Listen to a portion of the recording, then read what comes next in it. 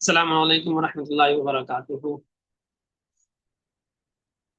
وعلیکم السلام ورحمۃ اللہ وبرکاتہ۔ آپ سب کو عید مبارک، اور جزاک اللہ، آپ کو بھی عید مبارک۔ آمین۔ اور بہت معذرت کہ وہ پتہ نہیں نیٹ کا کچھ ایشو چل رہا تھا، میں کنیکٹ کر رہا تھا 10 بجے سے ہی، لیکن وہ کنیکٹ ہو نہیں رہا تھا، تو اس لیے اتنی دیر ہو گئی۔ اچھا جی، وعلیکم السلام ورحمۃ اللہ وبرکاتہ۔ استاد جی خیر مبارک، عید مبارک۔ آمین۔ اچھا جی، شروع کر لیتے ہیں۔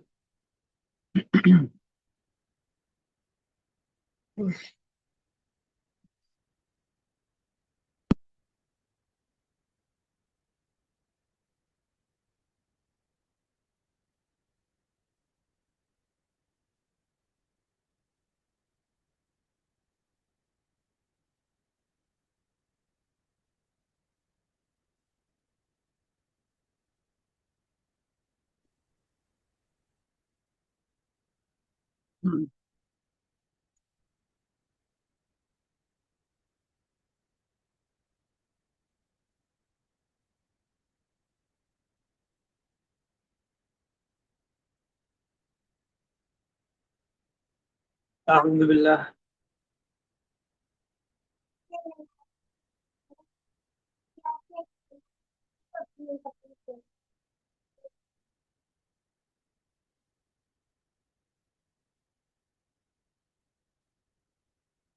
اعوذ باللہ من الشیطان الرجیم، بسم اللہ الرحمن الرحیم۔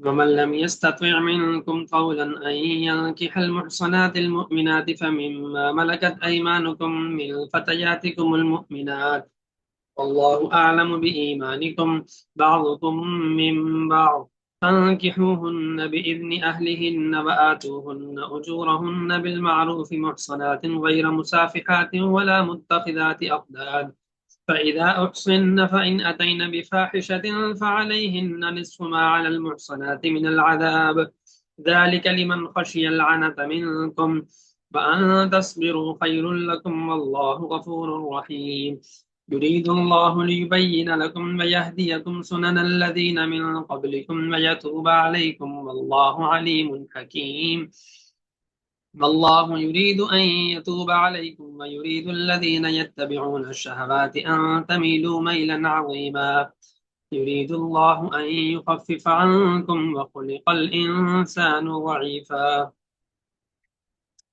يا أيها الذين آمنوا لا تأكلوا أموالكم بينكم بالباطل إلا أن تكون تجارة عن تراض منكم ولا تقتلوا أنفسكم إن الله كان بكم رحيما، صدق الله العظيم۔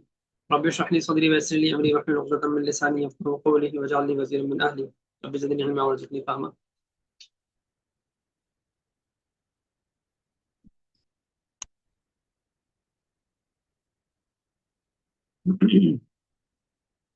ہم نے یہ بات کی تھی کہ یہاں پہ اللہ تعالیٰ نے اس سے پہلی والی آیت جو میں نے پڑھی، اس سے پہلی والی آیت جو لاسٹ ٹائم نے پڑھی تھی، اس میں یہ تھا کہ بھائی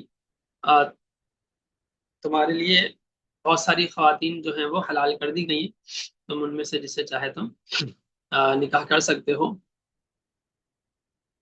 ٹھیک ہے، لیکن جو ہے وہ صرف کیا کہتے ہیں ان کو اپنی ضرورت پوری کر کے ان کو بیچ میں لٹکا دینا اور حقوق ادا نہ کرنا، اس لیے نہیں، بلکہ اس لیے کہ آیت نمبر ہے 25 سے 29 تک جو میں نے تلاوت کی، تو یہ بات ہم نے پڑھ لی تھی، ٹھیک ہے، 4 شرطیں بھی بیان کر لی تھی، ٹھیک ہے نا، تو یہ والی آیت ہماری ہو گئی تھی، تو اس کے بعد سے اس لیے میں نے آج پڑھا ہے۔ تو وَمَن لَّمْ يَسْتَطِعْ مِنكُمْ طَوْلًا أَن يَنكِحَ الْمُحْصَنَاتِ الْمُؤْمِنَاتِ، کہ اگر کسی کی استطاعت نہیں ہے کہ نکاح میں لائے، بیویوں کو نکاح میں لائے، مسلمان بیویوں کو، تو نکاح کر لیں ان سے جو تمہارے ہاتھ کا مال ہے۔ ہاتھ کا مال سے کیا مطلب ہے؟ ہاتھ کے مال سے مطلب یہ ہے کہ کسی باندی سے نکاح کر لے. کیوں؟ کیونکہ اس کے حقوق کم ہوتے ہیں. ٹھیک ہے. نفقے میں بھی یہ سہولت ہے کہ اگر مالک نے اس کو اپنے یہاں رکھا جیسا کہ اکثر ہوتا ہے تو اس کے نفقے سے فارغ البال رہے گا. اور اگر اس کے شوہر کے حوالے کر دیا تو بھی بنسبت آزاد کے مقابلے میں اس کا نفقہ کیا ہے؟ کم ضرور ہے. ٹھیک ہے نا. تو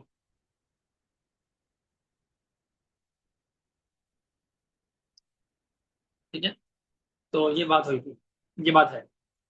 تو مقصد یہ ہے کہ اگر استعداد نہیں ہے اتنا، وہ نفقہ اور چیزیں برداشت کرنے کی استعداد نہیں ہے، تو باندی سے نکاح کر لو. ٹھیک ہے. تو فمیما ملکت ایمانکم من فتیاتکم المؤمنات، تو تمہارے آپس کی جو تمہاری باندیاں ہیں مسلمان، ان سے نکاح کر لو. واللہ اعلم بایمانکم. ٹھیک ہے. اور اللہ تعالیٰ تمہارے ایمان کو بخوبی جانتا ہے. بعضکم من بعض، تم آپس میں کیا ہو؟ ایک ہو. تو یعنی مقصد کہنے کا یہ ہے کہ بھائی اپنی استطاعت اگر نہیں ہے اتنی تو چلو ٹھیک ہے، نکاح کر لو.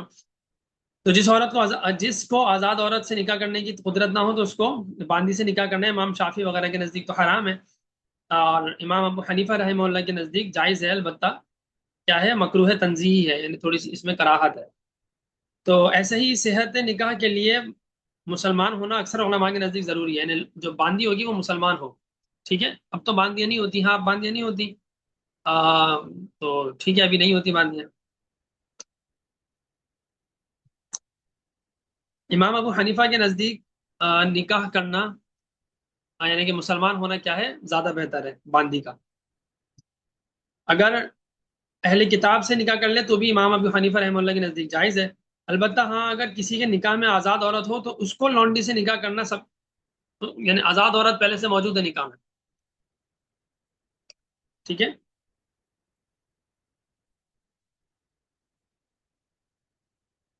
تو اس کو باندی سے نکاح کرنا اس کے لیے جائز نہیں ہے. اچھا، میں آپ میں سے کسی کو نا وہ بنا دیتا ہوں ہوسٹ. مجھے بار بار ایڈمٹ کرنا پڑ رہا ہے، پتہ نہیں کیا زوم کا مسئلہ کچھ ہو گیا ہے، کیا مسئلہ اللہ جانے.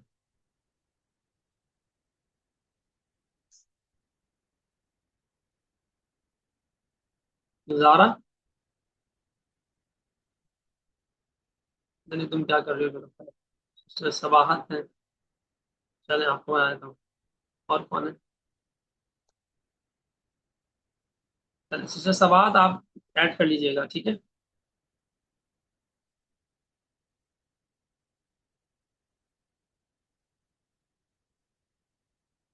ٹھیک ہے، مجھے بتا دیں. استاد جی میں کر لوں گی، بس یہ ہے کہ میری اصل میں نا لائٹ گئی ہوئی ہے تقریباً 5 بجے سے 4 بجے سے. تو اگر خدا نہ خواستہ میں ڈسکنیکٹ ہو جاؤں تو پھر ایک الگ بات ہے، لیکن ایک اگر الگ میں بات ہوں تو ہے. پھر میں کر لوں گی. صحیح ہے. ہاں، صحیح صحیح صحیح صحیح. تو یعنی اللہ تعالیٰ تم سب کے ایمان کی اصلی کیفیت اللہ تعالیٰ کو پتہ ہے کہ تم کو تو اب دل میں ایمان ہے یا نہیں ہے اس کی زیادہ وہ نہیں کرنی. بس آپ کو آپ کو پتہ ہے کہ یہ مسلمان باندھی ہے تو بس نکاح کر لیں. دل کی کیفیت تو اللہ تعالیٰ کو پتہ ہے. واللہ اعلم بایمانکم بعضکم من بعض. ٹھیک ہے.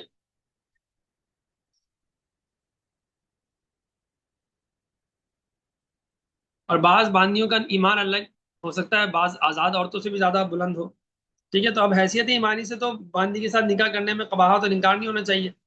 آپس میں تم سب ایک ہو. اصل میں کیا مطلب ہے بعضوں کو من بعض کہ بھائی ٹھیک ہے، باندھی اللہ نے باندھی بنا دیا، کسی کو آقا بنا دیا، وہ تو آدم کی اولاد نا. ٹھیک ہے. اور پھر مسلمان ہو تو بہن، مطلب اس رشتے سے بھی ایک بہن بھائی ہو، یا بہن بھائی تو ہے مسلمان لیکن برابری کے لیے بات کی جاتی ہے کہ بھائی آپس میں بہن بھائی ہو. تو معیوب نہیں سمجھو باندی سے نکاح کرنے کو. ٹھیک ہے. تو باندیوں سے جو نفرت تھی اس کو دور کرنا یہاں پر مقصد ہے. ٹھیک ہے. فَانْكِحُوهُنَّ بِإِذْنِ أَهْلِهِنَّ وَآتُوهُنَّ أُجُورَهُنَّ، ان سے نکاح کر لو ان کے خاوندوں کی اجازت سے. وَآتُوهُنَّ أُجُورَهُنَّ، اور ان کا جو اجرت ہے جو نکاح کا ہوتا ہے، یعنی کہ جو حق ہوتا ہے ان کا، وہ ادا کرو. بالمعروف، اچھے طریقے سے. محسنات غیر مصافحات ولا متخذات اخدان، کہ قید میں آنے والیاں ہوں، ٹھیک ہے، ان کو دستور کے موافق ادا کر دو، غیر مصافحات، لیکن مستی نکالنے والیاں اور فضول میں جو ہے وہ کیا کہتے ہیں،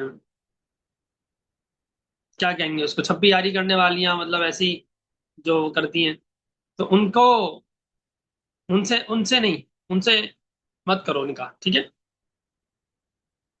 یعنی اب مناسب یہ کہ باندیوں سے نکاح کر لیا کرو ان کے مالکوں سے اجازت لے کر، اور جو ایک موافق طریقہ ہے، صحیح طریقہ ہے، اس سے ان کا حق بھی دے دیا کرو، جبکہ وہ خوشی سے نکاح میں آئے، نکاح کی قید میں آئے، ٹھیک ہے. یہاں جو قید محسنات سے مراد کیا ہے، نکاح کی قید، ٹھیک ہے، نکاح کی قید میں آئے، مستی نکالنے والی اور چھپی اور مخفی یاری جو یاریاں رکھتی ہیں، گرل فرینڈ بوائے فرینڈ بناتی ہیں، تو ایسی باندیوں سے بھی نکاح ہرگز نہ کرو. یعنی زنا نہ ہو کہ اس میں جو ہے وہ کوئی حقوق دو نہیں اور بس اپنے جو ہے وہ مقصد پورا کر لو، تو یہ نہیں ہوتا. نکاح کے لیے گواہوں کا ہونا ضروری ہے، ٹھیک ہے، چھپ چھپا کے نہیں ہوتا. فَإِذَا أَحْسِنَّ فَإِنْ أَتَيْنَ بِفَاحِشَةٍ، پھر جب وہ نکاح میں آ چکے اور پھر وہ کوئی بفاحشۃ بے حیائی کا ارتکاب کر لیں، فعلیہن نصف ما علی المحصنات من العذاب، تو ان پر آدھی سزا ہے جو آزاد عورتوں ہیں ان کے مقابلے میں ان سے آدھی سزا. یعنی جو آزاد مرد یا عورت نکاح سے فائدہ اٹھا چکے ہیں، یعنی صحبت کر چکے ہیں، پھر وہ زنا کرے تو سنسار کیا جائے گا. لیکن اگر نکاح نہیں کیا بلکہ نکاح سے پہلے ہی زنا کر لیا تو اس کے لیے 100 کوڑوں کا حکم ہے. اور باندی اور غلام کے لیے نکاح سے قبل اور نکاح کے بعد ہر حالت میں صرف 50 کوڑے ہیں، زیادہ نہیں. ٹھیک ہے، باندیوں کی سزا بھی کم ہے، اگر حقوق کم ہے تو سزا بھی کم ہے. ذالک لمن خشی العنۃ منکم، یہ اس کے لیے ہے جو تم میں سے ڈرے، ٹھیک ہے، تکلیف میں پڑنے سے ڈرے. وان تصبروا خیر لکم، اگر تم صبر کرو تو تمہارے حق میں بہتر ہے، واللہ غفور رحیم، اللہ تعالیٰ تو غفور رحیم ہے. یعنی باندیوں سے نکاح کرنے کا جو یہ اجازت دی گئی ہے یا اس کو پسند یعنی پسندیدگی کی طرف تھوڑی سی رغبت بھی دلائی گئی ہے تاکہ باندیوں کے بھی حقوق اور ان کی جو نفرت اگر ہے تو وہ ختم ہو. تو وہ اس کے لیے ہے جو تم میں سے کوئی ڈرتا ہے، یعنی مشقت یعنی زنا میں مبتلا ہونے سے، اور اگر تم یعنی اس سے ڈرتا ہے زنا سے یا زنا کی بات کی سزا سے، ویسی بھی اللہ کی ناراضی سے ڈرتا ہے، تو یہ اس کے لیے ہے، ٹھیک ہے. اور اگر تم صبر کرو اور باندیوں سے نکاح نہ کرو تو بہت اچھا ہے تمہارے حق میں، کیونکہ اولاد آزاد ہوگی، ٹھیک ہے. باندیوں سے اگر نکاح نہیں بھی کرتے تو باندی اگر تمہاری باندی ہے تو اس سے تم صحبت تو کر سکتے ہو، اور جو اولاد ہوگی وہ آزاد ہوگی. ہاں، جس کو صبر اور تحمل میں کھٹکا ہو تو اس کو بہتر ہے کہ ایسی حالت میں کسی باندی سے نکاح کر لے، اور اللہ تعالیٰ بڑا بخشنے والا، رحم کرنے والا ہے. یرید اللہ لیبین لکم، اللہ تعالیٰ چاہتے ہیں کہ بہت وضاحت سے کھول کے تمہارے لیے بیان کر دیں. وَيَهْدِيَكُمْ سُنَنَ الَّذِينَ مِن قَبْلِكُمْ وَيَتُوبَ عَلَيْكُمْ، اور تم کو سیدھے راستے، تم کو جو پہلے گزر چکے ہیں ان کے راستے پر، جو پہلے اچھے لوگ گزرے ہیں ان کے راستے پر چلائے اور تمہیں معاف کرے، تمہاری توبہ قبول کرے. واللہ علیم الحکیم، اللہ تعالیٰ علم اور حکمت کا مالک ہے.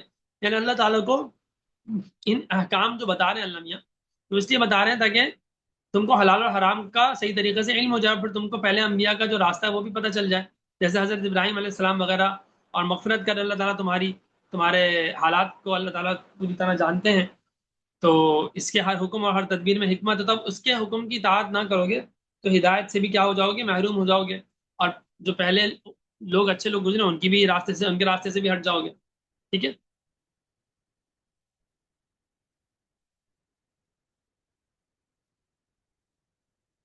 ٹھیک ہے نا. تو مزید اس کی تھوڑی سی تاکید اور تھوڑا سا احساس دلایا جا رہا ہے.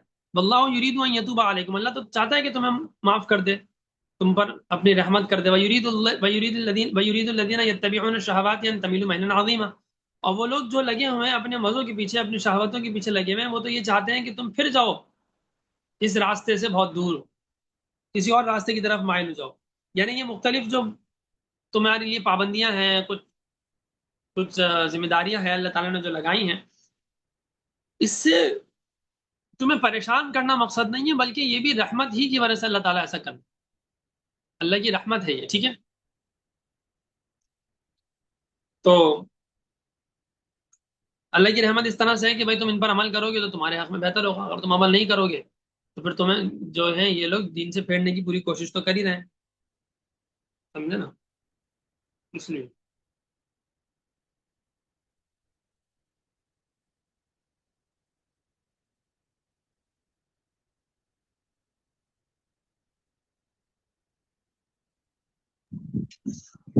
استاد جی ایک کوشچن،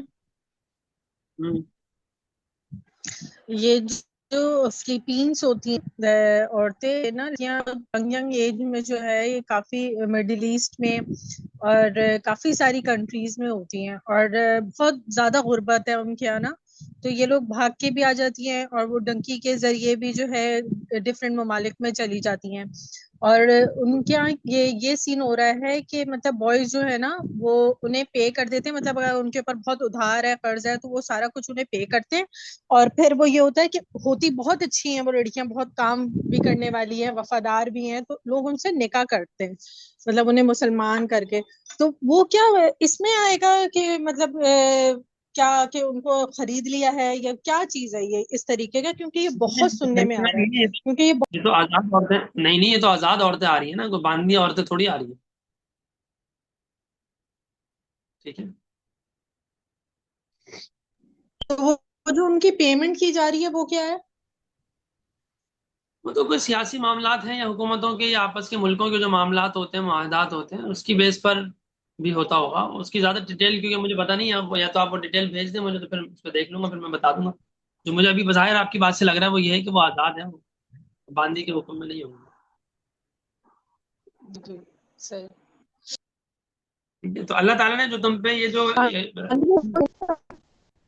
جی تو بس یہ ہے نا مطلب ان کے دوران وہی باندھنی ہے، اس کے علاوہ آپ کی آواز کٹ رہی ہے بہت زیادہ۔ کہہ رہی ہوں باندیاں تو وہ نا جنگ کے دوران ملتی ہیں، مال غنیمت میں ملتی ہیں، بس جی اس کے علاوہ اور کوئی بھی باندھی نہیں ہوتے۔ جنگ میں ہی ہوتی ہے نا باندیاں، تو جنگ میں ہی جو قید ہو کر آئیں گی وہ باندیاں ہوں گی نا، یا کسی کے پاس پہلے سے باندھی ہو وہ بیچ دے تو وہ ایک الگ چیز ہے۔ تو خیر، تو یہ جو قید ہے اللہ تعالیٰ نے بیان کی ہیں پابندیاں، وہ اس لیے ہے کہ تم جو ہے جو لوگ اپنی شہوتوں پر فریفتہ ہیں وہ تو یہی چاہتے ہیں کہ تمہیں سیدھے راستے سے دور کہیں کر دیں، اور تم ان کی طرح تم بھی جو ہے اپنی شہوات کا اتباع کرو، اللہ تعالیٰ کی نافرمانی کرو تو گمراہ ہو جاؤ گے۔ تو اب جو کچھ تم کرو سوچ سمجھ کے کرو، اللہ تعالیٰ جو تمہیں پابندیاں لگا رہا ہے وہ اس لیے لگا رہا تھا کہ تم سیدھے راستے پہ چل سکو، تمہارا فائدہ ہے اس میں۔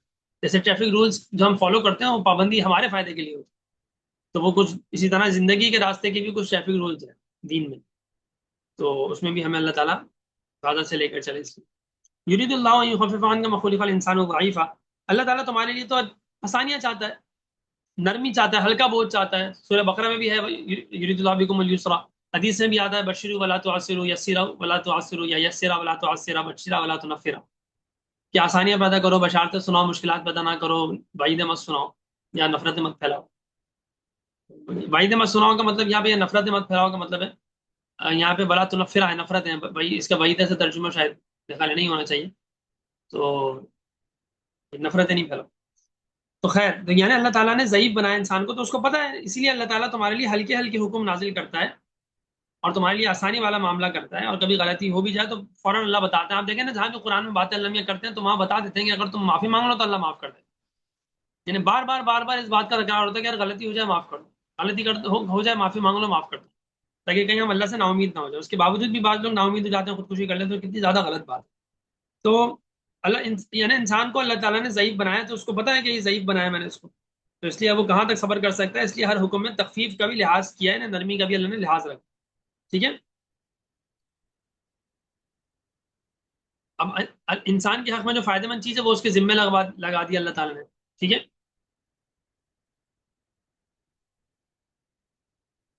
ٹھیک ہے، اب چاہے وہ آسان ہو یا مشکل ہو لیکن ذمہ لگا دی۔ مثال کے طور پر عورتوں اور شہوت سے صبر کرنا بہت مشکل ہوتا ہے، اس لیے اس کی خواہش کو پورا کرنے کے لیے جائز طریقے بتا دیے، لیکن حدود لگا دی، بھائی 4 سے اوپر نکاح نہیں ہو سکتے ایک وقت میں، اور اس کے علاوہ باندیاں، اور باندیوں کی بھی یہ حدود ہے، ٹھیک ہے۔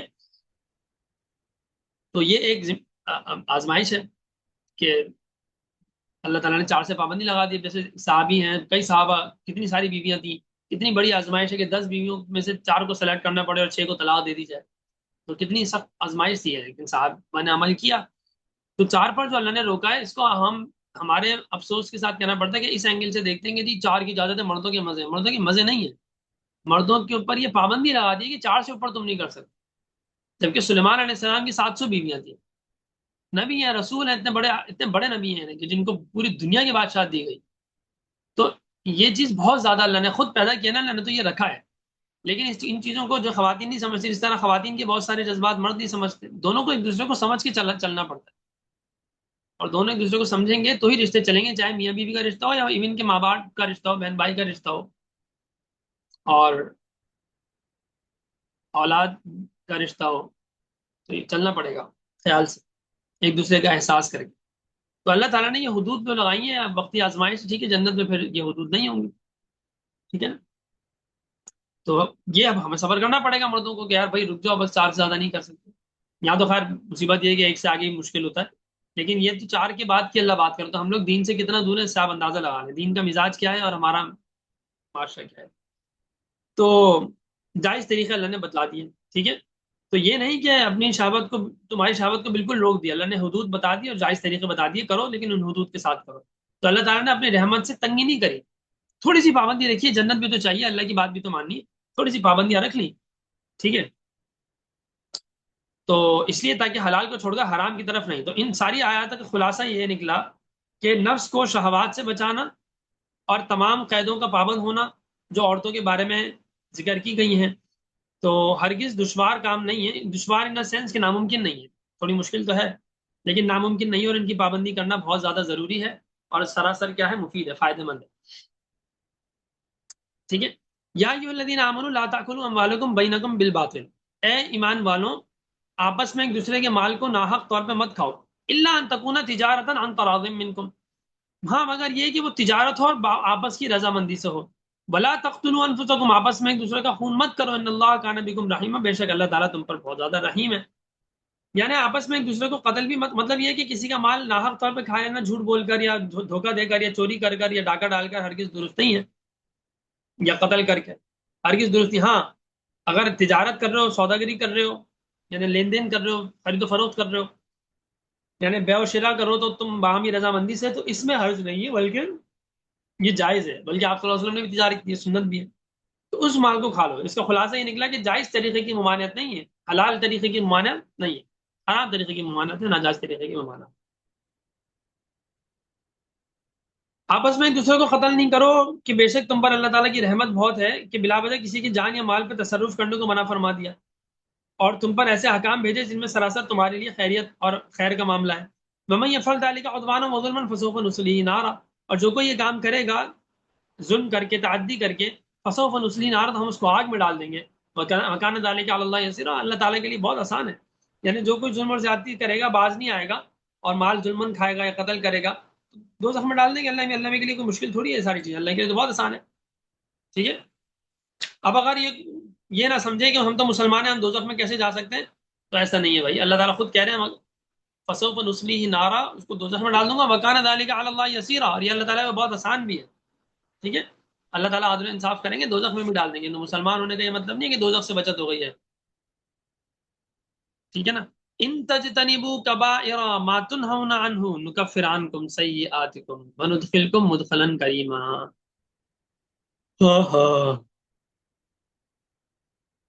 اس کی تشریح کافی لمبی ہے، چلیں، یعنی کہ اگر تم ان تجتنبوا، اجتناب کرو کبیرہ گناہوں سے جن کے بارے میں تم کو منع کیا گیا ہے، نکفر عنکم سیئاتکم، تو ہم کفارہ کر دیں گے تمہارے چھوٹے گناہوں کا، وندخلکم مدخلا کریما، اور تم کو بڑے عزت والے مقام میں داخل کریں گے، یعنی جنت میں داخل کریں گے۔ پہلی آیت میں یہ بات بتائی گئی تھی کہ ظلمن کرنا کیا ہے، جان مال کو نقصان پہنچانا گناہ ہے، قتل کرنا گناہ کبیرہ ہے اور سزا جہنم ہے، تو جس سے پتہ چل جاتا ہے کہ اللہ تعالیٰ کی نافرمانی ہے اور اس سے جو ہے عذاب ملے گا۔ اب اس آیت میں بتایا جا رہا ہے کہ دیکھو بڑے گناہوں سے اگر تم بچ جاتے ہو نا، گناہ کبیرہ سے، تو مغفرت اللہ تعالیٰ تمہاری کر دیں گے، اور جنت کی توقع اور شوق بھی دلایا جا رہا ہے، یا تمہ دلائی جا رہی ہے، تاکہ اس کو معلوم، یعنی کہ تھوڑی سی لالچ کہہ لیں یا رغبت کہہ لیں، کہ جنت کا شوق بھی ہوگا، رغبت ہوگی، لالچ ہوگی، توقع ہوگی، تمہ ہوگی، تاکہ اس کو معلوم کر کے ہم جنت میں جانے کے لیے جو شوق ہوتا ہے اس کی وجہ سے گناہوں سے بچنے میں ہمیں آسانی ہو، ٹھیک ہے۔ تو کبیرہ گناہ مثلاً چوری کر لی، یا مال پہ قبضہ کر لیا، یا ظلمن قتل کرنے سے بچ گیا، ان سب چیزوں سے اگر بچ گیا، تو جو چھوٹے موٹے صغیرہ گناہ ہوتے ہیں نا، وہ اللہ تعالیٰ معاف کر دیں گے. ٹھیک ہے.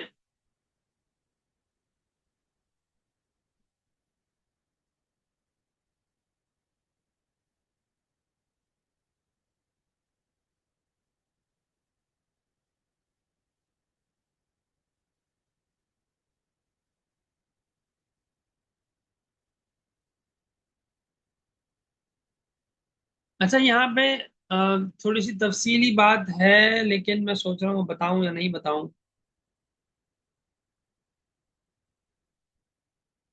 ایک فرقہ گزرا ہے معتزلہ، ابھی بھی آپ کو اس کے کچھ نہ کچھ مل جائیں گے.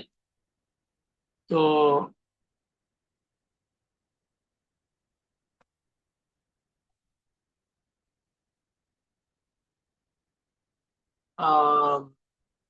لیکن پہلے بہت ہوتے تھے. ٹھیک ہے. تو باقاعدہ، اچھا آپ کا وہ نہیں ہو رہا، ایک سیکنڈ میں ایڈ کر لیتا ہوں. سسٹر سواد، وہ میڈم راہیلہ ویٹنگ پہ ہیں.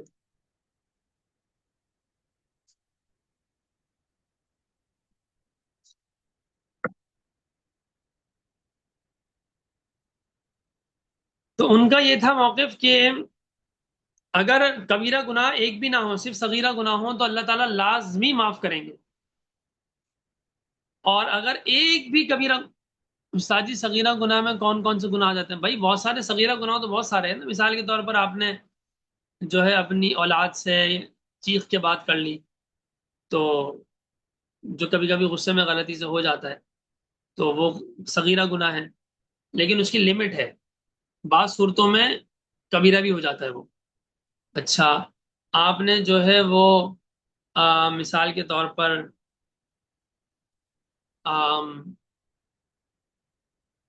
آپ کی کوئی سہیلی ہے، مذاق مذاق میں آپ نے اس کو کھیل کود میں مار دیا، چماٹ مار دیا سر پہ یا پیٹھ پہ، تو یہ اس کو تکلیف ہوئی تھوڑی سی، تو یہ صغیرہ ہے.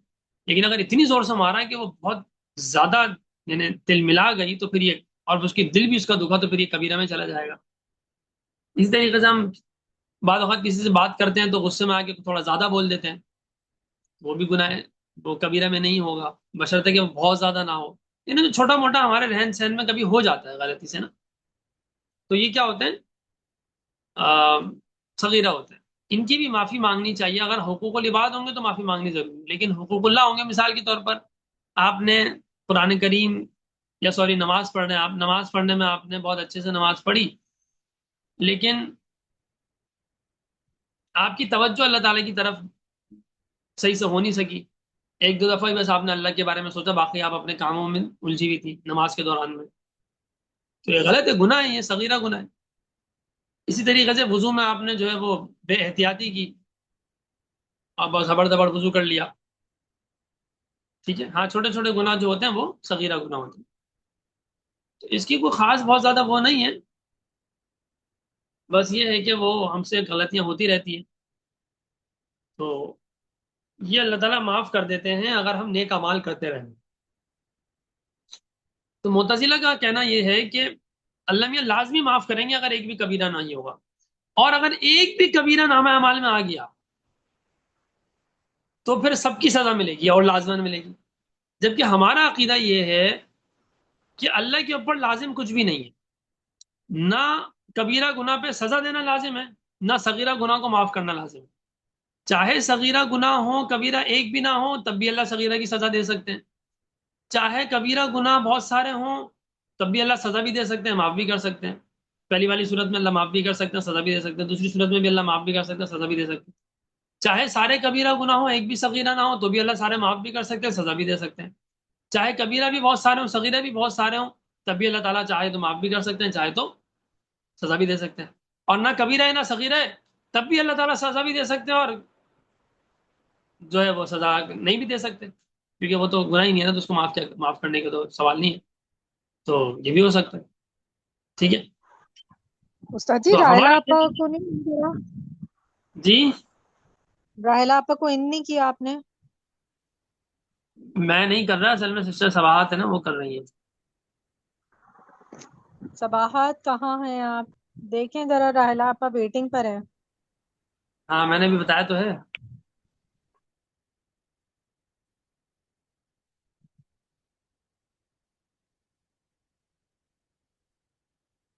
اصل میں نا میرے پاس یہ پرابلم ہو رہی نہیں ہے. تو ویٹنگ پہ تو نہیں ہے، میں مجھے تو نہیں نظر ان آ کا رہی. نیٹ ورک کا ایشو ہو رہا ہے، ان کا نیٹ ورک کا ایشو ہو رہا ہے، بار بار وہ آ رہی ہیں اور جا رہی ہیں، یہ ہو رہا ہے.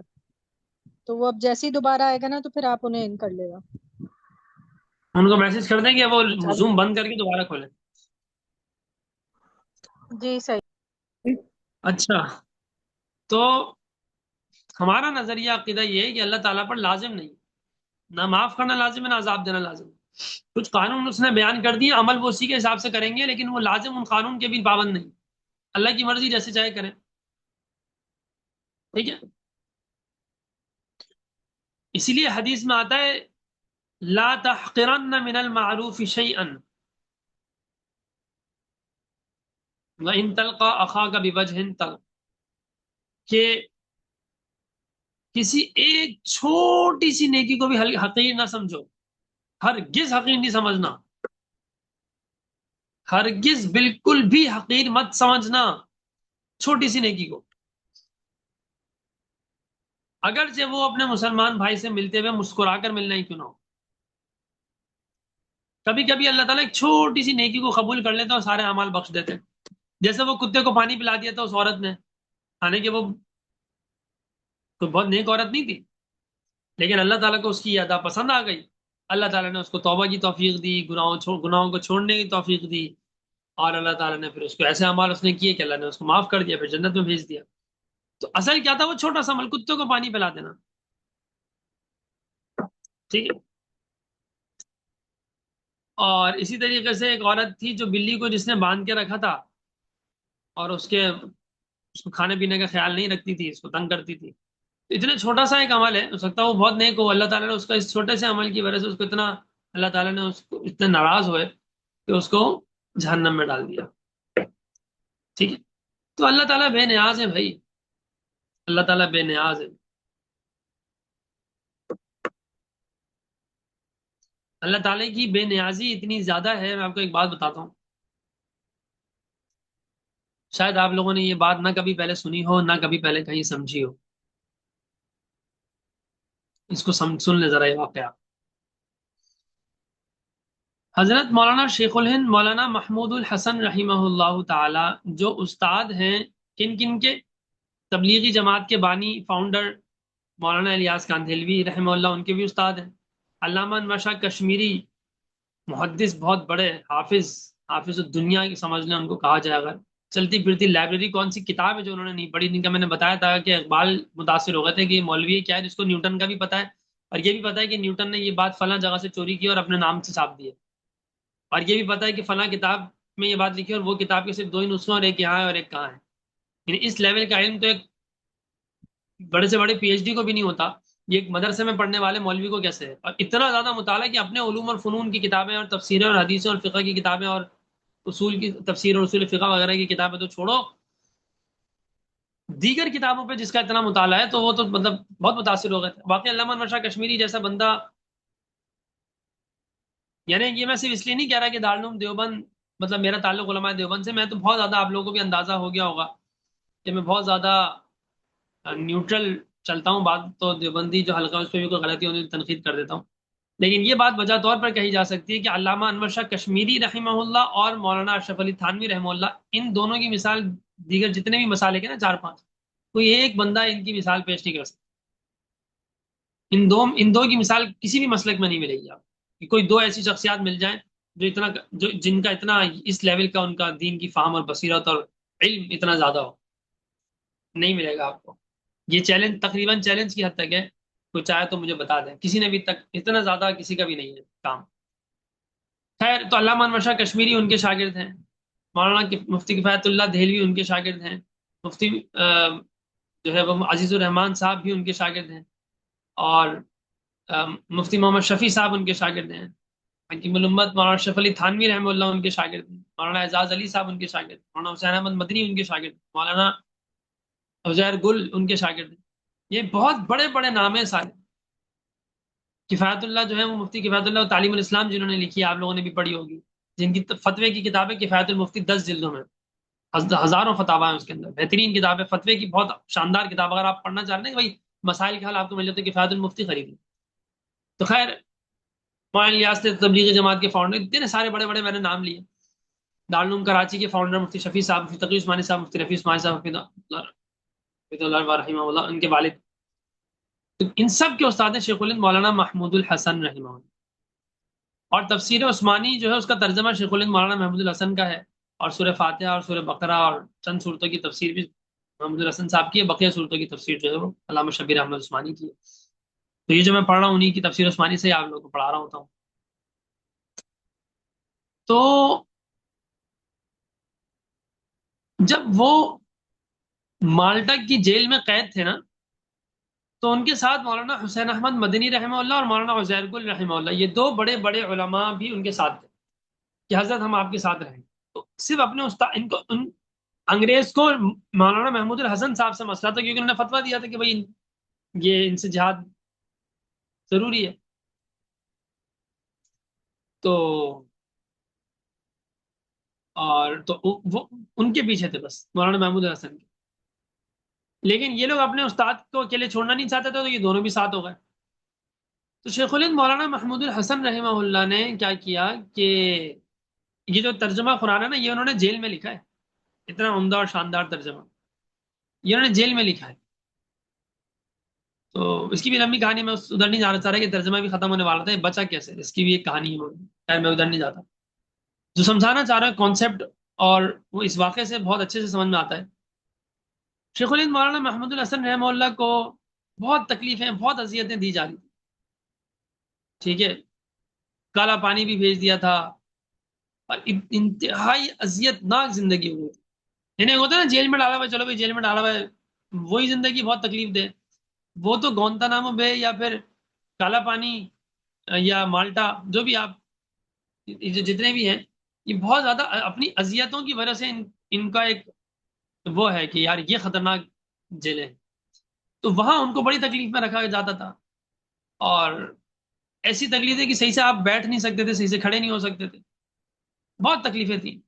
قضاء حاجت بھی وہیں کرنی پڑتی تھی بڑی مشکلوں سے، اور بہت گندگی بھی اس کو بھی صاف کرنا اپنے لیے کرنا پڑتا تھا، کھانا بھی بڑی عجیب طریقے سے ملتا تھا، بہت مشکلوں سے کھانا ملتا تھا، بہت ساری تکلیفیں تھیں۔ وہ پڑھنی چاہیے داستان بھی، ہمیں پتہ چلے۔ ہاں کالا پانی، تو یہ وہ جیل نے وہ کاٹ رہے تھے۔ تو اچھا کوڑے مار رہے ہیں ان کو، اذیتیں دے رہے ہیں، ظلم کر رہے ہیں، اتنا مار رہے ہیں شیخ الہند مولانا محمود الحسن کو کہ آپ ان کے جسم پر نشان پڑ گئے، اور یہ نشان کبھی انہوں نے کسی کو بتایا نہیں۔ جب ان کی میت انتقال ہو گیا بعد میں، جب بخار بعد میں واپس آ گئے تھے، دیوبند واپس آ گئے تھے، پھر وہاں پہ انہوں نے تھوڑا ٹائم بھی گزارا، اس کے بعد ان کا انتقال ہو گیا۔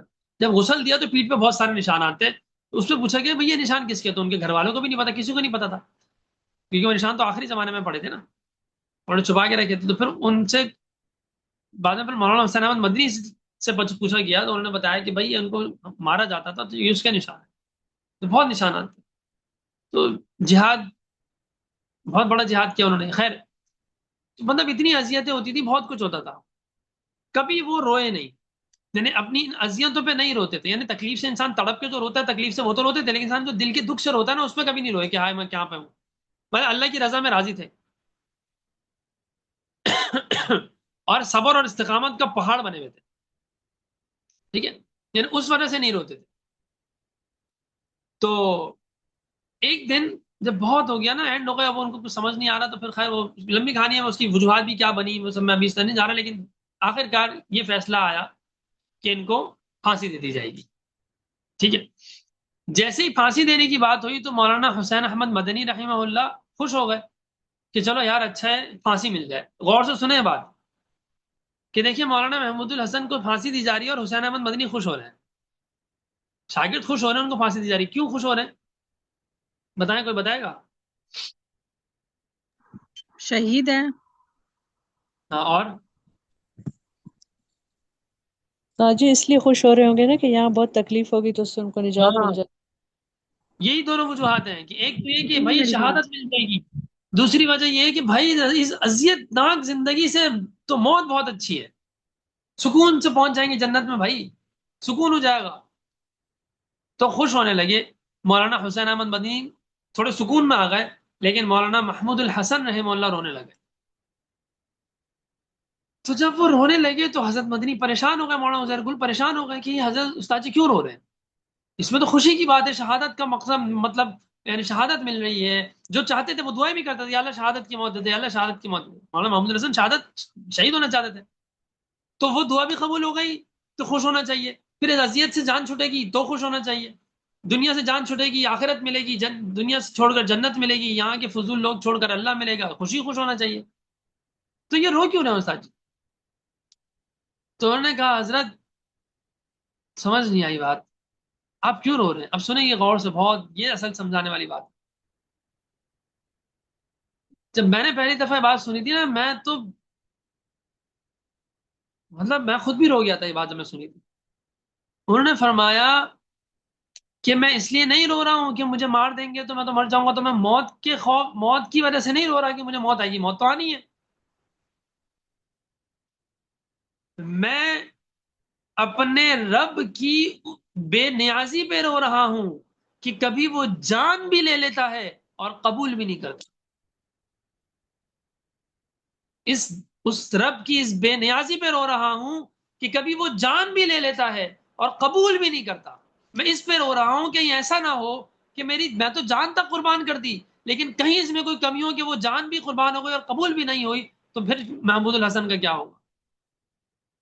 میں اپنے رب کی بے نیازی پہ رو رہا ہوں، اس کی صمدیت پہ رو رہا ہوں کہ وہ بے نیاز اور ایسا بے نیاز ہے کہ اس کی بے نیازی کے بھی کیا کہنے.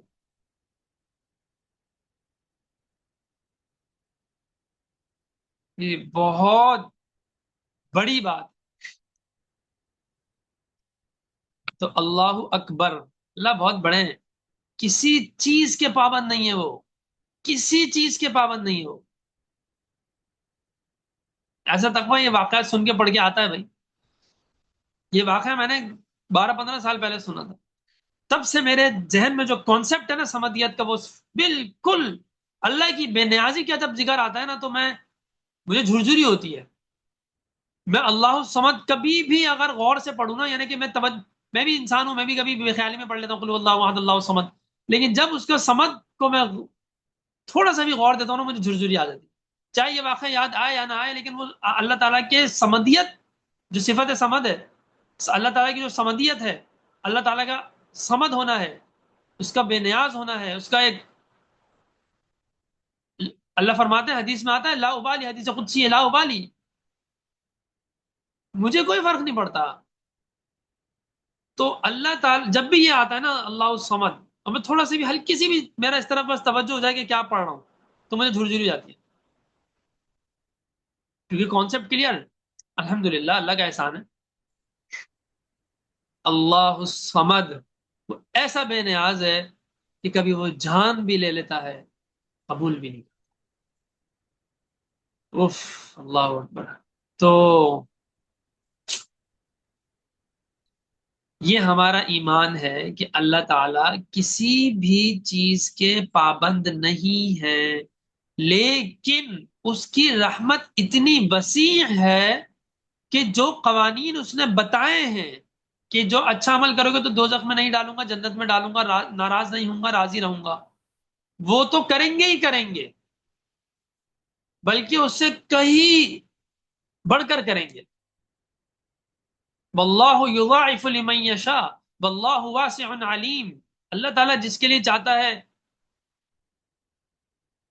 دگنا بڑھا چڑھا کے دیتا ہے، اور وہ بہت وسعت والا، بہت زیادہ علم والا ہے. انما یوفی الصابرون اجرهم بغیر حساب. صبر کرنے والوں کو اللہ بغیر بے حساب دیتا ہے، بغیر حساب کے، گن گن کے نہیں دیتا. پھر اور ایک مطلب یہ بھی ہو سکتا ہے کہ وہ بے حساب ہی اللہ ان سے جنت کا وعدہ، بے حساب ہی اللہ ان کو جنت میں ڈال دے گا. اللہ تعالیٰ کے وعدے ہیں ان اللہ لا یخلف المیعاد. لیکن عقیدہ اور ایمانیات میں معاملہ یہ ہے کہ وہ کسی بھی بات کا پابند نہیں ہے. وہ وعدہ کرتا ہے، وعدے کے خلاف نہیں کرتا، کبھی بھی نہیں کرتا. لیکن جیسے ہم ہمارے بارے میں کیا ہے کہ ہم وعدہ کریں گے تو ہم پابند ہیں کہ وعدہ کریں. ہمارے اوپر ایک اتھارٹی ہے جس کی وجہ سے ہم پابند ہیں. اللہ کے اوپر کوئی اتھارٹی نہیں ہے کہ جس کا وہ پابند ہو. ہاں وہ کبھی وعدے کی خلاف ورزی کرے گا نہیں, ایک علیحدہ بات ہے, اور کسی کا پابند ہونا یہ ایک علیحدہ بات ہے. دونوں الگ الگ باتیں. تو وعدے کی خلاف ورزی کبھی کریں گے نہیں یا نہیں کرتے, یہ بالکل ٹھیک ہے. لیکن کیا وہ کسی کے پابند ہونے کی وجہ سے نہیں کرتے؟ نہیں, ایسا نہیں ہے. وہ کسی کے پابند نہیں, وہ سارے وعدے ختم کر دیں, کوئی اس سے پوچھنے والا نہیں ہے, وہ اللہ ہے. یہ ہمیں ہماری ہو سکتا ہے کسی کے ذہن میں شیطان یہ خیال ڈال رہا ہو, بعض اوقات آتا بھی ہے کیا یہ کیا بات ہوئی, اللہ میاں کو کوئی بات ہوئی کہ مطلب اللہ میاں وعدہ بھی توڑ دیں گے تو بھی کوئی اللہ ٹھیک ہے, اللہ سے پوچھنے والا تو کوئی نہیں, لیکن یار یہ بات تھوڑی سی عجیب سی ہے مطلب. تو یہ اس لیے ہوتا ہے کہ وہ ہم اللہ تعالیٰ کی سمدیت کو نہیں سمجھتے صحیح طریقے سے. اللہ کی اس شہنشاہیت, اس بادشاہت کو ہم نہیں سمجھ پاتے, اور ہم سمجھ بھی نہیں سکتے, اتنا چھوٹا سا دماغ ہے, اتنا چھوٹا سا. تو ساجی ٹھیک یہ ہے بھی آتا ہے نا کہ کوئی انسان جنت میں جائے گا تو اس طرح نہیں مطلب وہ ہوگا کہ وہ اللہ کی رحمت سے جا رہا ہوگا, اپنے اعمال کی بدولت نہیں جا رہا ہوگا. میں نے بتایا بھی تھا کہ جب یہ بات اللہ کے نبی نے بیان فرمائی تو صحابہ بھی حیران ہو. صحابہ نے کہا یا رسول اللہ کیا آپ بھی؟ تو اللہ کے نبی شاید تھوڑا سا ایسے بیٹھے ہوئے تھے تو پھر تھوڑا آگے ہو گئے, اور پھر فرمایا کہ ہاں میں بھی, لیکن مجھے میرا رب, اور اپنے سر پہ ہاتھ رکھ لیا, ایسے بے ساختہ اللہ کے نبی نے ہاتھ رکھ لیا, ہاں میں بھی. یہ اللہ کی ہیبت اور ایک اس یعنی اللہ کے نبی بھی تو اللہ کے محتاج ہی ہے نا, تو اس وجہ سے اللہ کے نبی کے بے ساخت ہم بھی کبھی پریشان ہو کے بالکل ایک دماغ والوں کا چکرا جاتا تھا, ہمارا ہاتھ آٹومیٹکلی سر پہ آ جاتا ہے. تو وہی اللہ کے نبی کی بھی کیفیت تھی کہ ان کا ہاتھ ایسے آ گیا, انہوں نے کہا ہاں میں بھی, ہاں میں بھی. اللہ ہاں البتہ یہ ہے کہ اللہ تعالیٰ مجھے اپنے رحم سے اپنی رحمت میں ڈھانپ لے, یعنی اللہ تعالیٰ مجھے تو بخشیں گے ہی بخشیں گے, لازمی بخشیں گے, لیکن ان پہ لازم نہیں ہے, لیکن وہ ہوگا یہ, اللہ پہ لازم کچھ نہیں ہے. ٹھیک ہے, تو امید ہے کہ یہ اس بات سے آپ لوگوں کو یہ سمجھ آ گیا ہوگا کہ کیا اس کی بے نیازی ہے نا, عجیب. تو اس لیے اپنے اکابر کے بھی واقعات پڑھنے چاہیے سیرت کے ساتھ ساتھ, کچھ تھوڑا بہت وقت نکال کے کچھ اپنے بڑے جو اچھے اہل علم گزرے ان کے بھی کچھ اس طرح کے واقعات ہمیں پڑھنے چاہیے, اس سے کچھ نہ کچھ کانسیپٹس کلیئر ہوتے ہیں. بس یہ اس میں تھوڑا سا مسئلہ ہے کہ بعض اوقات کیا ہوتا ہے کہ بہت زیادہ ایسے واقعات بھی آ جاتے ہیں جو مزاج شریعت کے خلاف ہوتے ہیں, وہ ہمارے ان اکابر کے مزاج کے موافق ہوتے ہیں, لیکن شریعت کا وہ مزاج نہیں ہوتا. تو ہمیں پھر وہ ڈسٹنگوش کرنا, ڈفرینشیٹ کرنا مشکل ہوتا ہے کہ یار ہم اس پہ عمل کریں یا یہی شریعت ہے, یہ کیا ہے. تو اس لیے میں زیادہ تر سیرت ہی کی بات کرتا ہوں, لیکن میں نے خود اکابر کی پتہ نہیں کتنی کتابیں الحمدللہ میں نے خود بھی پڑھی ہیں, بلکہ شاید سیرت سے زیادہ میں نے بھی شاید یہی پڑھی ہوں گی, جو کہ شاید ٹھیک بات مطلب بہت اچھی بات تو نہیں ہے, سیرت کا مطالعہ زیادہ ہونا چاہیے. تو الحمدللہ سیرت بھی تھوڑی بہت پڑھی ہے اور کابر کو بھی تھوڑا بہت پڑھ لیا ہے. لیکن یہ الحمدللہ ایک بات طے ذہن میں بیٹھی ہوئی ہے کہ بھائی حجت اور دلیل یا اصل آئیڈیل یا اصل رول ماڈل ہمارے لیے جو اسوہ حسنہ ہے, نمونہ ہے, وہ کیا ہے؟ اسوہ رسول اکرم صلی اللہ علیہ وسلم. تو میرے خیال ہے یہیں تک ہم اس کو ختم کر لیتے ہیں, یہاں دیکھ لیں آپ لوگ اگر اور دونوں میں ہے ہمت تو.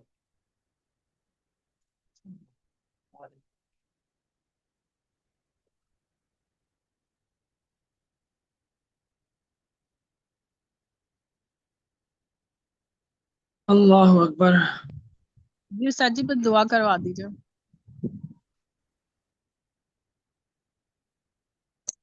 تو خیر یہاں میں جو یہ بات کہہ رہا تھا اس کو سمجھ لیں کہ ہمارا عقیدہ یہ ہے کہ اللہ تعالیٰ پابند نہیں ہے. تو بس یہ یہاں پہ تھوڑی سی بات ہے جس کے اندر معتزلہ اور اہل سنت والجماعت کا اختلاف ہے. ٹھیک ہے,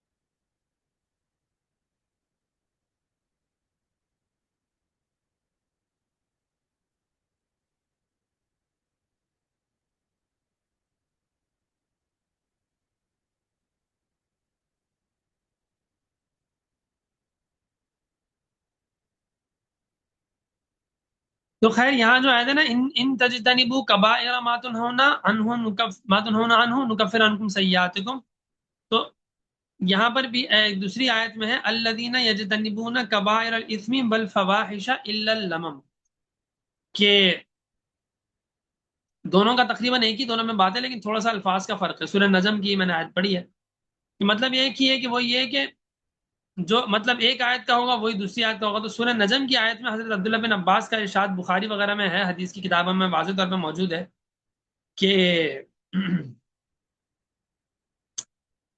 تھوڑی سی تفصیل ہو جائے گی.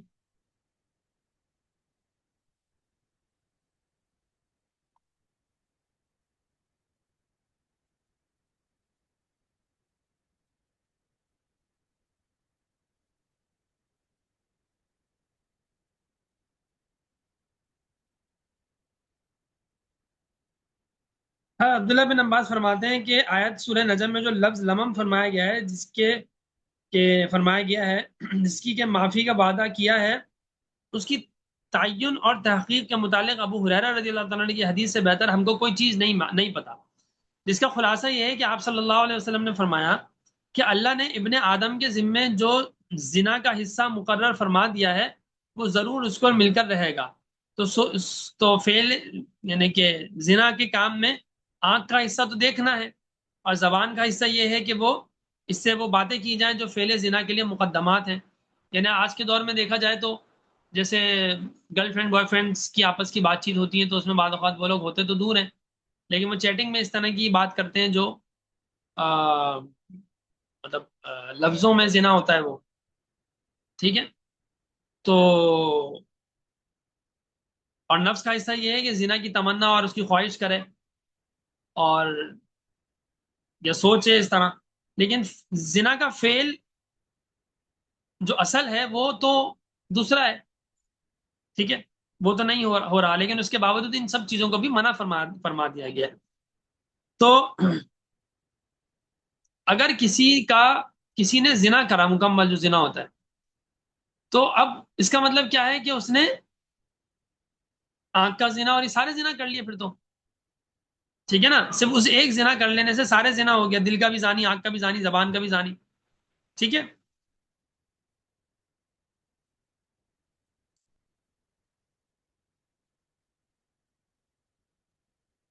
اور اگر زنا نہیں کیا تو بقیہ جو چیزیں ہیں اس سے کیا فرق پڑ گیا؟ اگر دیکھ لیا تو کیا ہو گیا، بات کر لی تو کیا ہو گیا، اس کی عورت کی عزت تو نہیں گئی. صحیح ہے، دیکھنے سے بھی نہیں گئی، لیکن اس کو بھی روک دیا گیا، پہلے ہی اس کو بھی منع کر دیا گیا. ٹھیک ہے. تو اس کو اگر میں آسان انداز میں سمجھاؤں کہ اگر اس میں اتنی عجیب عجیب باتیں فقہا نے بیان فرمائی ہیں نا کہ وہ اگر آپ لوگ سنیں گے تو شاید شروع میں آپ لوگ کو تھوڑا عجیب سا لگے کہ یار یہ کیا بات ہے، مطلب سمجھ عجیب سے تو شاید نہیں لگے گی، بالکل واضح سی بات ہے، لیکن شاید سمجھ نہیں آئے گی. لیکن تھوڑا سا غور کریں گے تو آپ کو اندازہ ہوگا کہ فقہاء اکرام نے کتنی گہری فکر اور بصیرت کے ساتھ دینی احکام کو سمجھا اور پھر سمجھایا اور اس کے مطابق فقہی احکام مرتب کیے. اور نفسیات یعنی فلسفے اور یعنی کہ فلسفی اور سائیکالوجی کے کتنے بڑے ایکسپرٹ ہیں یہ لوگ، جن کو آج ہم گردانتے بھی نہیں ہیں. ٹھیک ہے، یعنی جن کو ہم سمجھتے نہیں، ہم مولوی صاحب ان کو کیا، ان کو بس یہ پتا ہوگا کیا قال رسول اور قال اللہ پتا ہوگا. اصل چیز تو وہی ہے، قال اللہ اور قال رسول پتا ہو جائے تو اور اس کی ضرورت ہی نہیں ہے.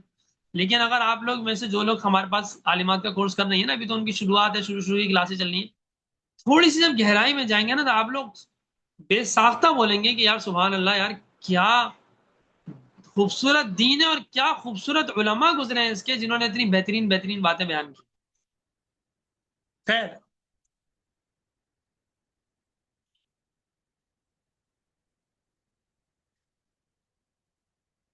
بس مثال بتا دیتا ہوں، پھر آپ لوگ اس کو خود ہی آپ لوگ کو سمجھ آ جائے گا. ایک شخص مسجد میں پہنچا چوری کے خیال سے، مگر وہاں جا کر عین موقع پر اس کو احساس ہو گیا، اس نے توبہ کر لی اور رات بھر اللہ تعالیٰ کے لیے نماز پڑھتا رہا. تو ظاہر ہے کہ جو وہ چوری کرنے کا جو اس کا ذریعہ نظر آتا تھا وہ اب توبہ اور نماز کا ذریعہ بن گیا. ٹھیک ہے. تو یہ جو سورہ نجم میں الا اللمم آیا ہے نا، اس سے مراد وہ چیزیں جو اصل میں گناہ نہیں ہے لیکن گناہ کا سبب ہونے کی وجہ سے گناہ بن جاتی ہیں. تو آیت کا مطلب یہ ہوگا کہ وہ لوگ بڑے گناہ اور کھلے گناہ سے تو بچتے ہیں، ہاں لمم کی نوبت کبھی آ جاتی ہے، تو بڑے اور اصلی گناہ سے پہلے ہی وہ اپنے آپ کو توبہ اور قصور بار سمجھ کر توبہ طائب ہو جاتے ہیں۔ مثال کے طور پر کسی نے گرل فرینڈ بوائے فرینڈ ہے، بہت پیار کرتے ہیں ایک دوسرے سے، مرتے ہیں ایک دوسرے پہ، لیکن مسلمان ہیں تو زنا سے تو بچ رہے ہوتے ہیں، اس کے علاوہ باقی جو قریب ہوتے ہیں اور بھی جو کچھ بھی کرنا چاہ رہے ہیں کر رہے ہوتے ہیں، کبھی کبھی دل میں خیال آتا ہے زنا کا بھی، لیکن پھر وہ رک جاتے ہیں، پھر وہ رک جاتے ہیں۔ تو یہ جو کبیرہ گناہ سے وہ رک رہے ہیں، یہ کیا ہے؟ اپنے آپ کو کبیرہ گناہ سے روکنا، جس کی وجہ سے اللہ تعالیٰ یہ جو ان کے جو دوسرے چھوٹے گناہ ہیں، ملنا، ہاتھ ملا لینا، گلے مل جانا، یا پیار کر لینا، یا بہت قریب ہو جانا، اور وہ جو چیزیں ہیں وہ کیا ہو جاتی ہیں، پھر وہ احساس ہوتا ہے، بندہ بولتا ہے نہیں یار غلط ہے غلط ہے۔ جب وہ زنا سے بچ جاتے ہیں کبیرہ گناہ سے، اور اپنی ان گناہوں کا بھی احساس ہوتا ہے، تو پھر اللہ تعالیٰ کیا کرتے ہیں؟ ان کے ان چھوٹے گناہوں کو معاف کر دیتے ہیں۔ ٹھیک ہے؟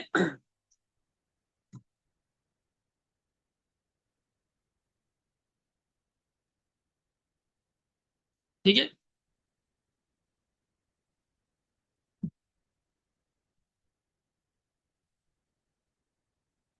تو خلاصہ یہ ہے کہ جو لوگ ان گناہوں سے رکیں گے اور ان کے ارتکاب سے اپنے نفس کو ہٹاتے رہیں گے، جو گناہوں کے سلسلے میں مقصود اور بڑے سمجھے جاتے ہیں، تو اس اجتناب سے اور اس رک جانے کی وجہ سے ان کے وہ برے کام جو انہوں نے کبھی کسی بڑے گناہ کے حصول کے لالچ میں کر لیے، یعنی کسی بڑے گناہ کے، یعنی میں آپ کو ایک مثال دیتا ہوں، فقہا نے لکھا ہے کہ اگر ایک دو یعنی کہ نامحرم اگر زنا کی نیت سے ایک دوسرے کے قریب آ رہے ہیں کہ ہم زنا کریں گے، اور اس کے زنا کرنے سے پہلے ایک دوسرے کو چوم لیتے ہیں، پیار کر لیتے ہیں، تو وہ زنا کر رہے ہیں، وہ زنا کے یعنی زنا کے مقدمات میں ہو رہا ہے، وہ یعنی زنا کے کیا کہیں گے اس کو، کیا کہنا چاہیے، کہ وہ اصل میں زنا کرنا چاہ رہے ہیں لیکن وہ اس کی ذیل میں ہو رہا ہے۔ تو اس پر فقہا نے لکھا ہے، اختلاف تو اس میں شاید ہوگا فقہا کا، لیکن اس میں یہ ہے کہ اس فعل پر ان کو گناہ نہیں ہوتا، لیکن اگر کوئی صرف پیار کرنے کے لیے، چومنے کے لیے آگے بڑھا اور ایک دوسرے کو چوم رہے تو وہ گناہ ہوگا، زنا کی نیت نہیں ہے۔ کیوں؟ یہ والی بات کہ اصل ان کا جو گناہ ہوتا ہے وہ گناہ ہے، لیکن اس کے ذیل میں جو کبھی چھوٹے موٹے گناہ ہو رہے ہوتے ہیں سائڈ پہ، وہ اصل میں کرنے نہیں ہو رہے ہوتے، وہ وجہ وہ نہیں ہوتے، وہ سبب ہوتے ہیں، تو وہ گناہ جو ہوتے ہیں وہ معاف ہو جاتے ہیں۔ ہاں البتہ اگر وہ چھوٹے گناہ جو مثال کے پر ایک دوسرے کو چوم لیا، وہ کہ اس کو چھوٹا گناہ تو نہیں بولنا چاہیے، لیکن چلے زنا کے مقابلے میں کبیرہ تو نہیں ہے نا یہ، تو بھلے زنا کی نیت نہیں ہے لیکن ایک دوسرے سے کے قریب ہو گئے، آگے بڑھ گئے، تو لیکن زنا نہیں کرنے کا ارادہ بھی نہیں تھا، بس اسی حد تک رکنے کا ارادہ تھا اور اسی حد تک رک بھی گئے، تو یہ پھر بھی گناہ ہے۔ ٹھیک ہے، ایسا نہیں کہ گناہ نہیں، پھر بھی گناہ ہے، لیکن اگر وہ کوئی نیک عمل کر لیتے ہیں، مثال کے طور پر نماز پڑھ لیتے ہیں اور کچھ چیزیں کر لیتے ہیں، اور پھر بعد میں ان کو اپنے اس پر ندامت بھی ہوتی ہے کہ یار واقعی کرنا تو نہیں چاہیے لیکن کیا کریں، جذبات غالب آ جاتے ہیں، تو بھی اللہ اس کو کیا کریں گے، ان کی اس توبہ پہ یا معافی مانگنے پہ اللہ تعالیٰ کیا کریں گے، اس کو بھی معاف کر دیں گے۔ تو ٹھیک ہے نا، تو اس اجتناب اور رک جانے کی وجہ سے ان کے وہ برے کام جو انہوں نے کسی بڑے گناہ کے حصول کی لالچ میں ذیل کے طور پہ، یعنی لالچ کے طور پہ ذیلی طور پہ ہو گئے، وہ معاف کر دیے جائیں گے۔ اور اما من خاف مقام ربی ونہى النفس عن الهوى فان الجنة هي المأوى، کہ جو ڈرا، اما من خاف مقام ربی، اپنے رب کے سامنے کھڑے ہونے سے ڈرا اور اپنے نفس کو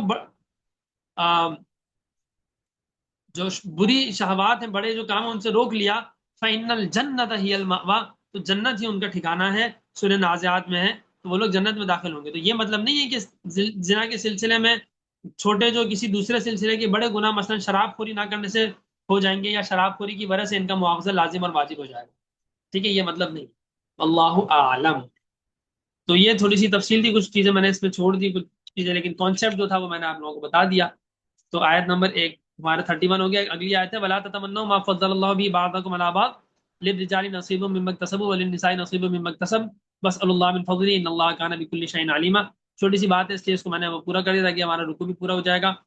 کہ ہوس مت کرو جس چیز میں بڑھائی دی اللہ نے ایک کو ایک پر، یعنی اللہ تعالیٰ کے سسٹم میں اللہ کسی کو کسی پر فضیلت دے دیتا ہے تو اس پہ ہوس نہ کرو. للرجال نصیب مما اکتسبوا، مردوں کو اپنے حصے کی کمائی ملی ہے اور عورتوں کو ان کے حصے کی کمائی ملی ہے. اللہ تعالیٰ سے فضل مانگو. ان اللہ کان بکل شیء علیم، اللہ تعالیٰ ہر چیز کا جو ہے وہ جاننے والا ہے. ٹھیک ہے، تو اللہ تعالیٰ نے ایک دوسرے کو کچھ چیز دے دی ہے تو وہ کسی کے خاص مال اور جان میں بلا وجہ دست اندازی کی جائے کہ جس کی بات ابھی جس کو حرام کرنا بھی اللہ نے بتا دیا کہ یہ حرام ہے، تو اس سے جو ہے آپس میں ایک دوسرے سے حسد اور بغض پیدا ہو جاتا ہے. تو یہ مت کرو، یہ اللہ تعالیٰ کی حکمت کے بھی مخالف ہے. اور اللہ تعالیٰ کا نظام اللہ نے تقسیم کر دیا، تم اس پہ کیوں ناراض ہو؟ بعض عورتوں نے آپ کی خدمت میں آ کر عرض کیا کہ کیا وجہ ہے کہ ہر جگہ اللہ تعالیٰ نے مردوں کو خطاب کیا، ہمیں عورتوں کا ذکر کیوں نہیں کیا، اور میراث میں مردوں کو ڈبل حصہ دیا جا رہا ہے. تو اس آیت میں ان سب کا جواب ہو گیا. ٹھیک ہے، تو اللہ تعالیٰ کے پاس سارا علم ہے، مطلب مردوں اور عورتوں کے لیے جو حصہ مقرر ہے جیسا کچھ وہ کام کرتے ہیں، تو خلاصہ یہ ہے کہ ہر ایک کو اس کے عمل کا بدلہ پورا ملتا ہے. اس میں ہرگز کمی نہیں کی جاتی. تو کسی کو شکایت کا موقع ملے تو اس کی کمی نہیں کی جاتی. ہاں یہ بات دوسری ہے کہ وہ اپنی حکمت اور رحمت کے مطابق کسی کو خاص بڑی فضیلت دے دے، کسی کو خاص بڑائی اور فضیلت عنایت کری ہے اس کی، تو اس کی حرص اور شکایت کرنا بیجا ہوس ہے، ایسا نہیں کرنا چاہیے. مثال کے طور پر مردوں کو ڈبل حصہ دے دیا تو بھائی عورتوں کو تو ٹرپل دے دیا نا، کہ جی میرے اوپر سب سے زیادہ میرے حسن سلوک کی حقدار کون ہے؟ صحابی نے پوچھا اللہ کے نبی سے، تو اللہ تعالیٰ کے نبی نے فرمایا کہ تمہاری ماں. پھر کون؟ تمہاری ماں. پھر کون؟ تمہاری ماں. پھر کون؟ تمہارا باپ. تو یہاں مرد چیخنے لگ جائیں کہ ہائے دیکھو ہمیں تو اتنا تیسرا چوتھا جا کے اتنی دیر میں جا کے حق مل رہا ہے، یہ ہو رہا ہے وہ ہو رہا ہے. تو بھائی اللہ تعالیٰ نے کسی حکمت کے تحت ان کو جہاں فضیلت دے دی تمہیں کہیں اور فضیلت دے دی. تو اسی طریقے سے ماں کے قدموں کے نیچے جنت ڈال دی، باپ کے قدموں کے نیچے نہیں ڈالی. ہاں لیکن رضا رب بھی فی رضا الوالد، باپ کی رضا میں اللہ کی رضا ہے، باپ جنت کا دروازہ. تو یہ سب چیزیں یعنی الگ الگ اللہ نے الگ بنایا، فضیلتیں بھی الگ دی، ذمہ داری بھی الگ دی. اللہ کا سسٹم ہے، اللہ کا نظام ہے.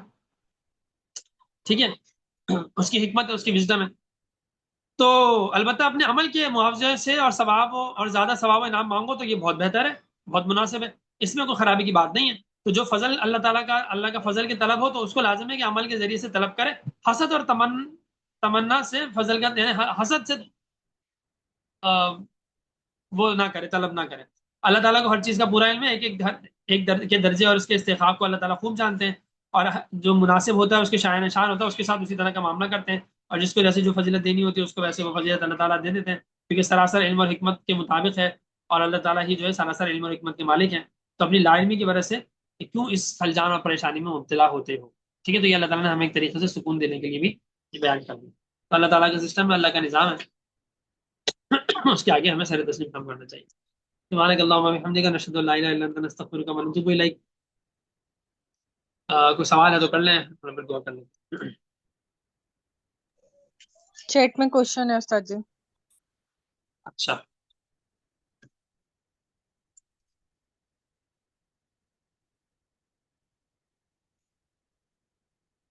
اچھا جی، کہاں گیا؟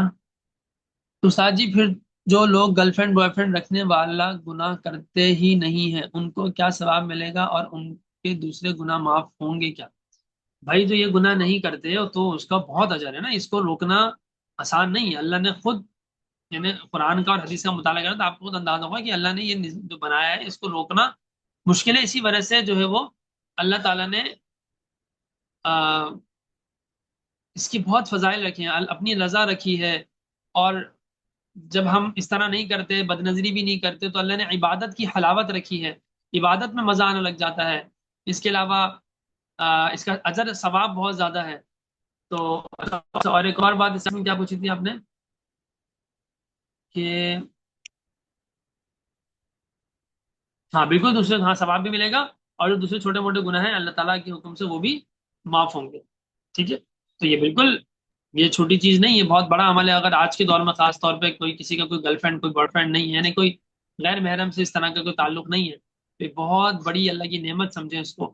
یہ بہت بڑی بات ہے، چاہے وہ لڑکی ہو اور لڑکا ہو تو پھر تو بہت ہی زیادہ بڑی بات ہے، کیونکہ اللہ تعالیٰ کی طرف سے آزمائش دونوں پہ ہے، لیکن تھوڑا تھوڑا ہلکا پھلکا فرق رکھا ہے اللہ تعالیٰ نے. ہلکا پھلکا نہیں، زیادہ ہی فرق رکھا ہے. یہ بات واضح طور پر ہے کہ مردوں کے لیے زیادہ مشکل ہے کام، کہ اللہ نے رکھا اس کو حساب سے زیادہ ہے. تو لیکن اللہ نے پھر انعام بھی رکھا ہے. تو جو پاکیزہ آنکھیں ہوں گی وہی اللہ تعالیٰ کا دیدار کر سکیں گی.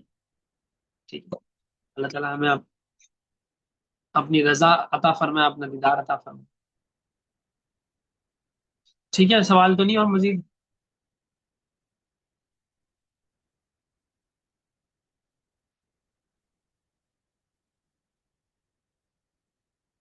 ٹھیک ہے، سبحانک اللہم و بحمدک، اشہد ان لا الہ الا انت، استغفرک و اتوب الیک. الحمدللہ رب العالمین، الصلاۃ والسلام علی رسول الکریم وعلی آلہ وصحبہ اجمعین. اللہم انت السلام و منک السلام، تبارک یا ذا الجلال والاکرام. اللہم اعنا علی ذکرک و شکرک و حسن عبادتک. یا اللہ، جو کچھ کہا پڑھا سنا سمجھایا گیا سمجھا گیا، اس پر عمل کی توفیق اور ہمت عطا فرما. کوئی کمی کوتاہی ہے اس کو معاف فرما، کوئی بات غلط ہو گئی ہے اس کی اصلاح فرما، اور جو صحیح باتیں آپ کی توفیق اور ہمت سے ہیں، آپ کی دی ہوئی توفیق اور آپ کی دی ہوئی ہمت سے، اللہ اس کو قبول فرما. ربنا تقبل منا انك انت السميع العليم. یا اللہ، آپ صلی اللہ علیہ وسلم نے جو خیر مانگی وہ سب عطا فرما، برائیوں اور شرور سے پناہ مانگی وہ سب سے پناہ عطا فرما. آپ کے علم میں جو برائیوں سب سے پناہ عطا فرما، آپ کے علم میں جو خیر ہے وہ سب عطا فرما. اور میں آپ اپنی رضا کے مطابق صحیح طریقے سے زندگی گزارنے کی توفیق اور ہمت عطا فرما. اور رمضان کا مہینہ آپ نے ہمیں دیا، بہت ساری کمیاں کوتاہیاں ہم سے ہوئی.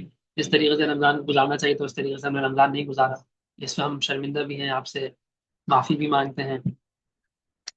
تو آپ ہمیں معاف فرمائیں اور ہمیں پھر سے رمضان عطا فرمائیں تاکہ ہم بہت اچھے طریقے سے رمضان کو گزاریں. بہت ساری کمزوریاں، کم علمیاں، کم فہمیاں، ناسمجھیاں، نادانیاں، اس کی وجہ سے ہم اپنے رمضان کو اس طرح سے، اپنے رمضان کی قیمتی اوقات کی اس طرح قدر نہیں کر سکے. تو ہم اس پر شرمندہ ہیں، آپ ہمیں معاف فرمائیں اور بغیر کرے ہی آپ ہمیں اجر عطا فرمائیں.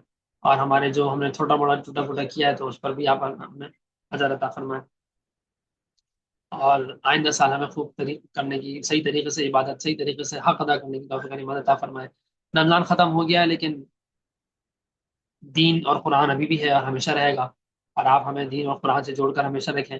اور ہمیں قرآن کریم کو جیسے ہم چھوڑ دیتے ہیں وہ ہمیں ایسا نہ کریں. رمضان کے بعد بھی اللہ ہمیں قرآن کریم کی تلاوت، اس کو پڑھنا، اس کو سمجھنا، اس پر عمل کرنا، اس کو آگے آگے پہنچانا، آگے پھیلانا، کہ اللہ جس طرح رمضان میں کرتے تھے اس طرح بلکہ اس سے بھی بڑھ کر کرنے کی توفیق اور ہمت عطا فرما. اپنی ہمارے اوقات میں برکت عطا فرما، ہمیں دین کی صحیح سمجھ عطا فرما، دین کے لیے اپنے آپ کو جان مال وقت لگانے کی توفیق اور ہماری جان مال وقت لگانے کے لیے توفیق اور ہمت ہمیں عطا فرما. اور ہمیں رمضان کے بعد بھی گناہوں سے بچنے میں ہماری مدد فرما. شیطان کو اللہ آپ پھر سے ہم سے دور کر دیں، بھلے وہ جکڑے جائیں نہ جکڑے جائیں لیکن ان کو ہم سے دور رکھیں، ان کے شر سے ہماری حفاظت فرما، نفس اور شیطان کے شرور سے ہماری حفاظت فرما.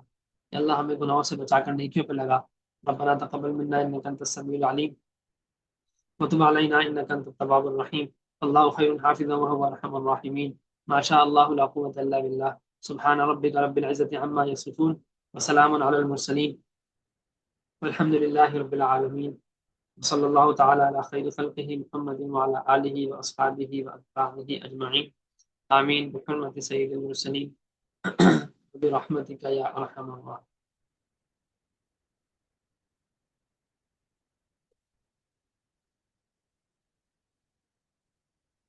السلام علیکم ورحمۃ اللہ.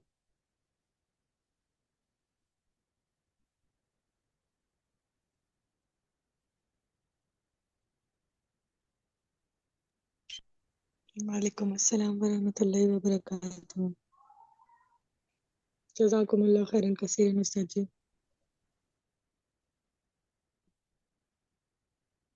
آمین.